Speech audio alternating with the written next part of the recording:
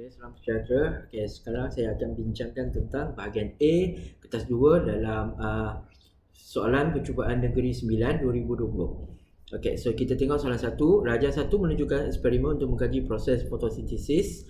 Okey, isi padu gas X direkodkan 30 minit sehingga 3 jam. So kita tengoklah dia masukkan dalam ni tumbuhan akuatik dalam air. Lepas tu kita tengok ada gas apa yang dia keluar. So kita dah tahu kalau fotosintesis mesti mengeluarkan gas apa ni. So kita ambil cahaya, ambil karbon dioksida, menghasilkan oksigen. Okay, masa. Okay, so dalam jadual dah dibagi. So apabila dia bagi masa, so ini kita tahulah ini adalah boleh dimanipulasikan. Okay, isi padu gas yang kita perlu rekod, yang kita perlu ukur, itu adalah pemboleh ubah bergerak balas. So daripada data tersebut kita plotlah graf. Okay, lukiskan graf isi padu gas X melawan masa.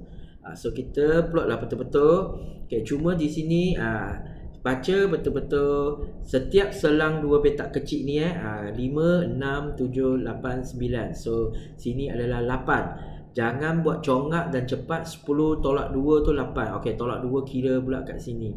Dah jadi salah. Okey, jangan buat laju sangat Apabila skala dah diberi, tolong baca betul-betul titik tersebut. Okey, kita tandakan semua titik. Okey, awak boleh gunakan pembaris sambuh atau awak lukis lengkung yang macam ni. Okey, lengkung biasalah 180 dia mesti minta kita ramalkan. Nanti kita tengoklah graf awak agak-agak akan sampai mana. Okey, 27, 28 ke, atau masih kekal 27 ke, atau naik 27.5 pun boleh ikut apa yang awak dapat. Okey, seterusnya berdasarkan graf nyatakan hubungan. So kita tengok graf kita lah apa hubungan dia. Kita nampaklah semakin bertambah masa semakin bertambah, dia punya isi padu gas semakin bertambah. Barulah kita bina ayat. Semakin bertambah masa, semakin bertambah isi padu gas. Itulah satu markah hubungan semakin bertambah masa, semakin bertambah isi padu gas. Seterusnya yang tadi saya cakap lah, ramalkan, mesti tanya punya. So kita boleh kata 27.5, 28 sebab dia akan membebaskan gas lagi. Okey. So apakah gas? Oksigen lah yang tadi saya cakap. Fotosintesis mesti menghasilkan oksigen. Okey, so senang kan soalan satu dia? Sangat senang. Okey, so sekarang kita tengok soalan 2. Okey, soalan 2, satu eksperimen dijalankan untuk mengkaji tahap pencemaran udara di 3 kawasan. So kita tengok 3 slide kaca tu, dia letak cellophane tape. Lepas tu dia tengok apa yang berlaku. Okey, pada kawasan R kita nampak zarah habuk dia sikit. Betul. Bilangan zarah habuk dia sikit atau kuantiti zarah habuk dia sikit. Yang ini pula gelap sangat. So ini adalah kuantiti zarah dia habuk paling tinggi atau tahap pencemaran udara dia paling tinggi. Tapi kita nak rekod bukan tahap pencemaran, kita rekod bilangan berapa banyak. So terlalu banyak maka kita guna perkataan kuantiti. Okey, ini sederhana lah. So daripada soalan, apakah hipotesis dia? Kita tulislah, jika slide kaca diletakkan di kawasan S paling kotor kan, maka kuantiti zarah habuk paling banyak. Okey, jika slide kaca diletakkan di kawasan S, maka kuantiti zarah habuk paling banyak. Itulah hipotesis kita dapat.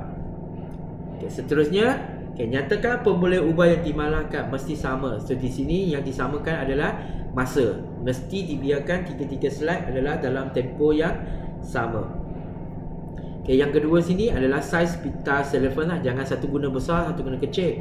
Yang guna kecil dia sikit lah zarah habuk dia, yang besar banyak pula. So mesti samakan saiz. So mesti tulis perkataan saiz pita cellophane.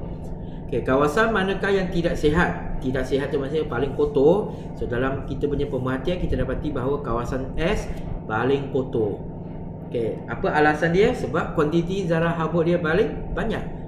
Jangan pergi tulis perkataan-perkataan lain lagi Memang kita pusing-pusing pun perkataan-perkataan yang diberikan dibekalkan dalam soalan sahaja. Kuantiti zarah habuk paling banyak. Okey, atau awak tulis apa? Tahap pencemaran udara di kawasan S paling tinggi. Itu dah jadi susah lah. So gunalah kuantiti zarah habuk paling banyak. Okey, D. Pada pendapat anda, apakah yang akan berlaku apabila slide kaca di kawasan R dibiarkan sehingga jam 6? So semua ada kotor kan. So dibiarkan lama lagi kotor lah. So kita tulis kuantiti zarah habuk lebih banyak atau bertambah. Awak letak sampai esok pun dia akan bertambah. Okay. So selesai soalan 2. Okay, kita tengok soalan 3. Okay, Raja 3 menunjukkan eksperimen untuk mengkaji hubungan antara tujar ke atas dengan berat air disesalkan. So ikut teori, okay, contohnya satu objek kalau kita rendamkan dalam air, okay, isi badu atau jisim air yang dikeluarkan sama dengan jisim, okay, yang dia hilang lepas daya tujar tersebut bertindak ke atas dia. So contohnya di sini, objek ni digantung di udara, jisim dia 4.0 Newton. Tapi lepas dia rendam dalam air, dia jadi ringan 3.5 Newton. Di mana ringannya 0.5 tu kat mana? Dah jadi air yang disesalkan. So jumlahnya masih lagi 3.5 tambah 0.5 adalah 4.0 Newton. Okay, so 0.5 maksudnya adalah daya tujar ke atas untuk objek tersebut. Okay, so 4 dia di udara, normal 4, masuk dalam air jadi ringan. Ringan berapa? Ikutlah jisim air yang disesalkan. Sama macam kita renang renang dalam air memang dia akan ringan sikit. Sebab dia ada daya tujar. Okay, so daripada soalan tu kita catatlah berapa dia. So nak catat, saya cadangkan. Okay, memang guna satu pembaris, letak di sini. Okay, dan buatlah satu line panjang-panjang supaya kita tahu ni adalah 3.5 meter. Kalau takut salah, ada orang tengok dia macam 3.6. Yang penting bukan 4.5, bukan jadi lagi berat, dia mesti lebih ringan. So nilai kita dapat adalah 3.5. Okay, kita teruskan. Okay, B. Okay, berdasarkan jawapan anda, bandingkan berat objek di udara. Tadi kita nampak udara tu 4.0 N kan. Okay, di dalam air 3.5 N. So kita bandingkan, so kita tulislah siapa lebih tinggi, siapa lebih rendah. Maka dia satu saja, maka kita pilih salah satu untuk kita tulis. Okay, berat objek di udara adalah lebih tinggi berbanding dengan berat objek di dalam air. Okay, gunakan ayat yang simple, yang senang sahaja, dah dapat markah. Okay, nyatakan satu inference bagi eksperimen ini. Okay, inference ni mesti menerangkan pemerhatian kita. Inference mesti daripada pemerhatian. So pemerhatian kita kata dia lebih tinggi kan. Kenapa lebih tinggi? Sebab tujar ke atas menyebabkan berat objek di dalam air berkurang. Kenapa dia berkurang? Sebab tujar ke atas menyebabkan berat objek di dalam air berkurang. Okay, nyatakan satu pemboleh ubah bergerak balas dalam eksperimen ni yang kita nak tengok apa? Kita nak tengok berat kan? So jawapannya adalah berat objek. Okay, E. Tujar ke atas bertindak atas suatu objek. Okay, nyatakan definisi. So definisi secara operasi mesti kita nyatakan keadaan ke, bahan ke, proses atau tindak balas. So tujar ke atas ialah keadaan yang di mana menyebabkan berat objek di dalam air berkurang. So bergerak balas berat objek, apa perubahan dia? Berkurang. Kenapa? Sebab tujar ke atas. Itulah maksudnya. Tujar ke atas adalah suatu keadaan di mana menyebabkan berat objek di dalam air berkurang. So di sini biasanya kita guna bahan, proses, tindak balas. So di sini tiga-tiga ni tak sesuai. So kita boleh gantikan dengan perkataan apa? Keadaan. Okay, keadaan yang di mana berat objek di dalam air itu berkurang. Okay, soalan 4. Okay, Raja 4.1, 4.2. Okay, dia menunjukkan perubahan jirim. So satu dia guna apa? 100 darjah Celsius. Lepas tu air, lepas tu ada gas. Okay, lepas tu ini suhu bilik. So nampak dua ni benda ni berbeza. Yang berbeza ni merupakan pemboleh ubah dimanipulasi. Okay, yang kita nak observe atau yang kita nak perhatikan, yang kita nak rekod adalah keadaan air. Okay, keadaan selepas dipanaskan. So lepas 10 minit, nampak sini 10 minit, sini pun lepas 10 minit. So kita tahu ini adalah yang dimalahkan. 10 minit adalah yang dimalahkan. Maksudnya yang dimalahkan adalah masa. Sentiasa tengok gambar Raja, mana yang maklumat yang kita boleh dapat, kita just catatkan dahulu. Okay, yang kita nak rekod adalah perubahan keadaan jirim. Soalan pun dah kaji dah, perubahan keadaan jirim. Okay, so nyatakan pemboleh ubah yang dimanipulasi. Suhu lah macam tadi cakap sebab dia berbeza. Suhu. Okay, B. Berdasarkan Raja 4.1, 4.2, apakah perbezaan keadaan jirim bagi cube? Okay, perubahan Okey, perbezaan keadaan jirim ni maksudnya dia berpecah ke, cecair atau gas. Okey, keadaan jirim berpecah, cecair atau gas. So di sini kita tengok berapa markah? 2. Maka tulislah 2 ayat sebab 4.1, 4.2. Okey, cube ais dalam darjah 4.1 bertukar menjadi wap air.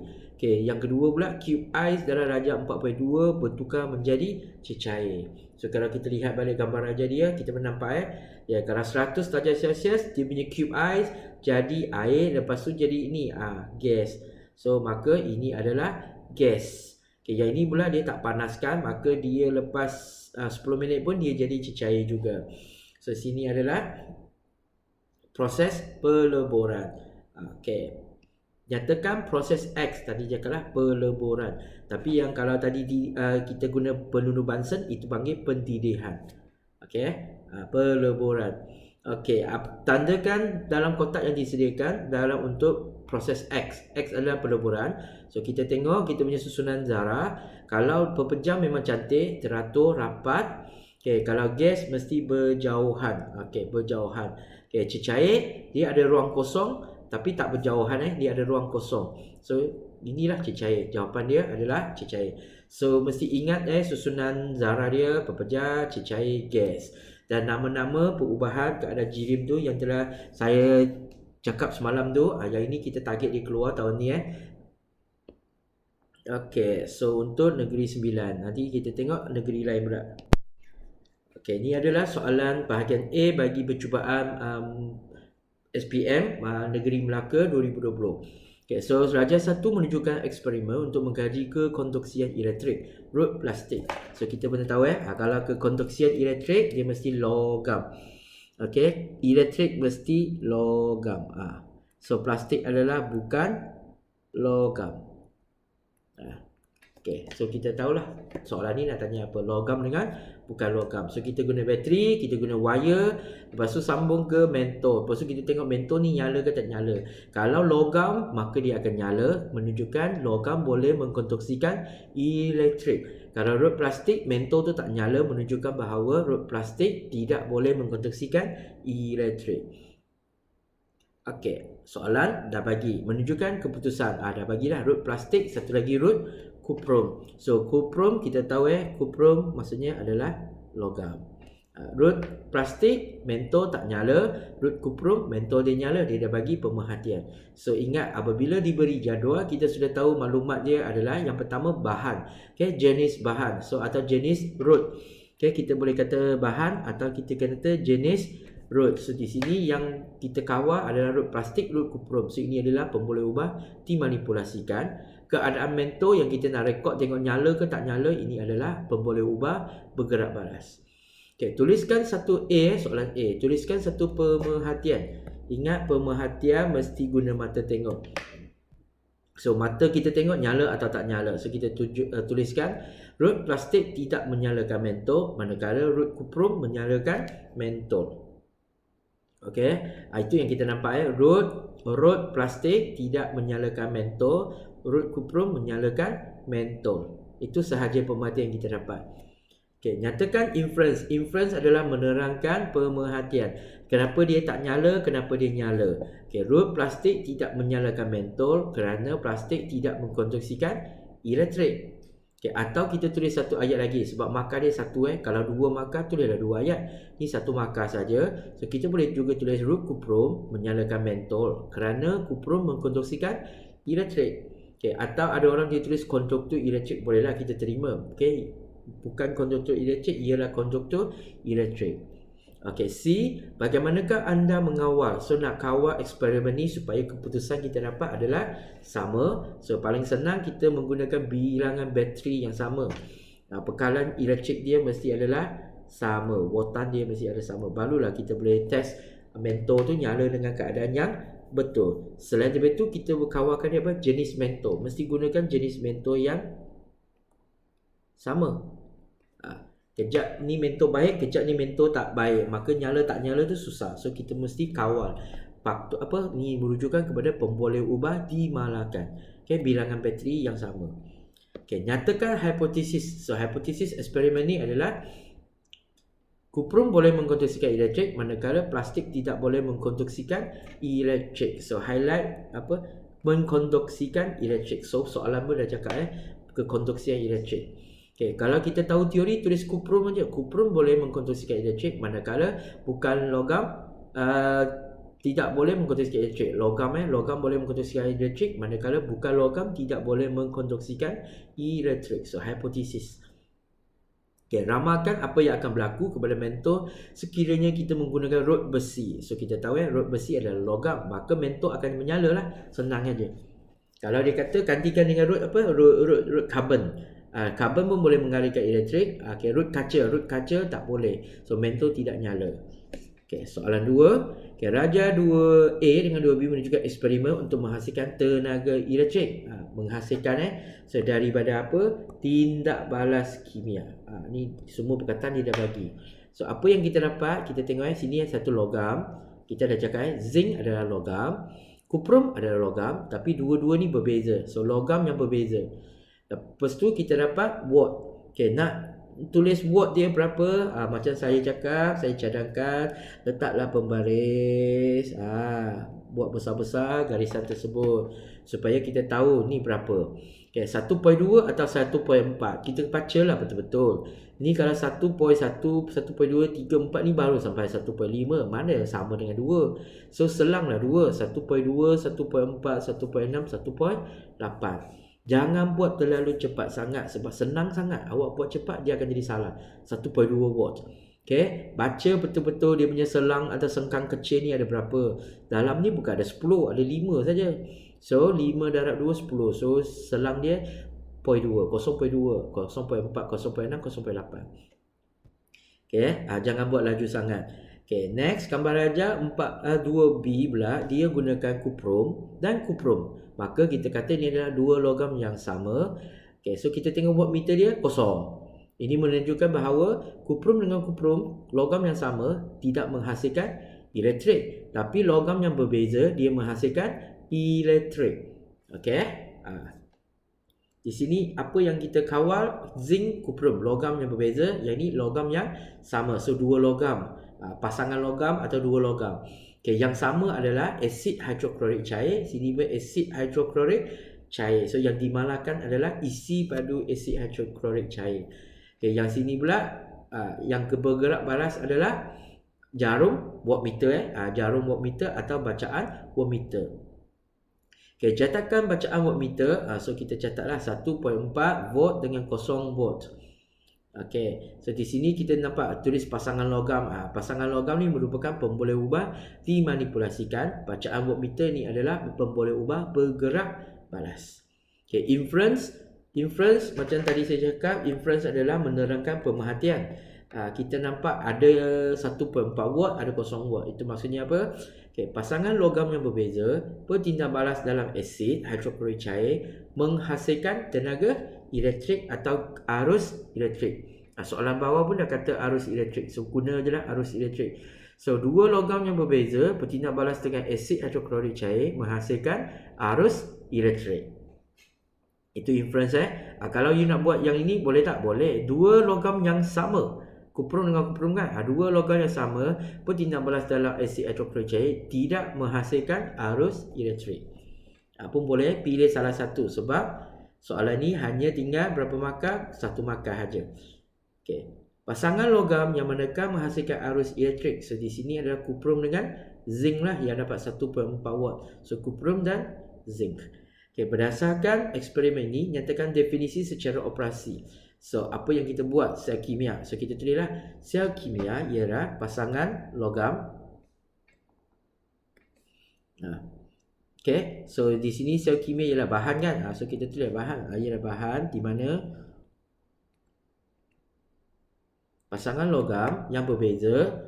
Okay, sel kimia ialah suatu bahan di mana pasangan logam yang berbeza bertindak balas dengan asid hidroklorik cair dan menghasilkan arus elektrik atau menunjukkan bacaan pada wattmeter. Okay, menunjukkan bacaan pada wattmeter. So ini adalah definisi secara operasi. Apa yang dia bagi? Sel kimia.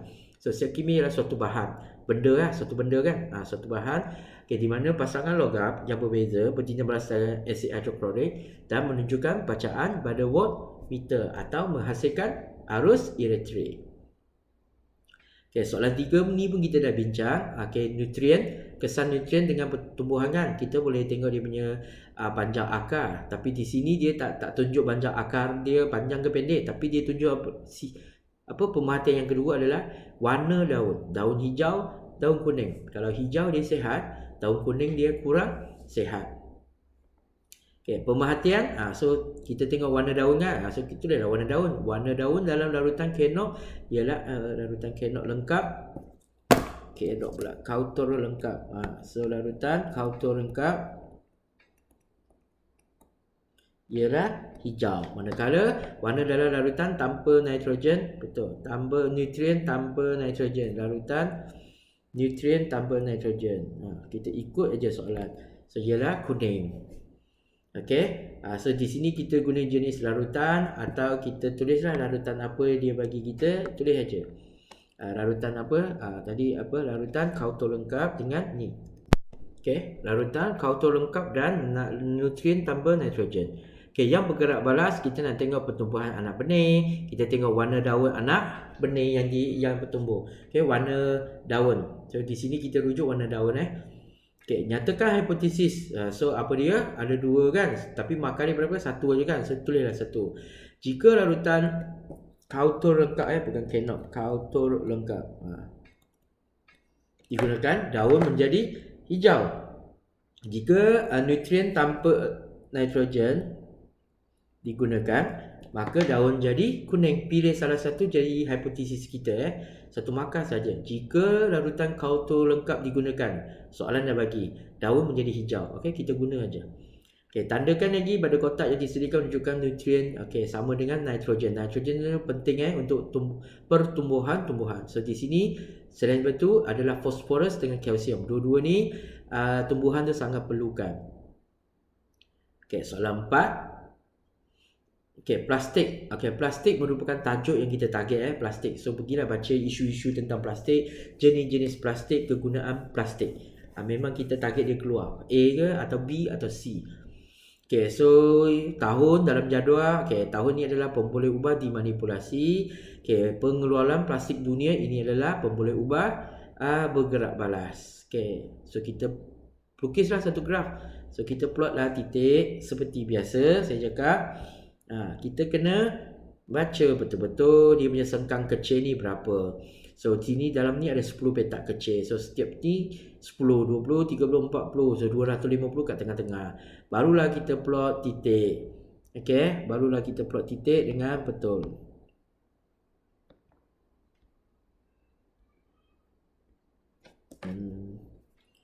Lepas plot titik dengan betul, barulah kita sambungkan guna pembaris. Kita sambung dengan pembaris, dapatlah kita punya graf garis ni.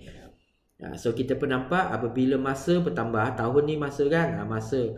Apabila masa bertambah, nampak masa bertambah, dia punya pengeluaran plastik dunia juga bertambah. Hubungan biasa kalau dikeluarkan graf memang dia akan tanya hubungan. Kan betul.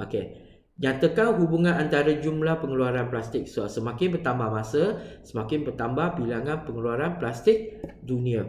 So ini kita rujuk graf aja lah.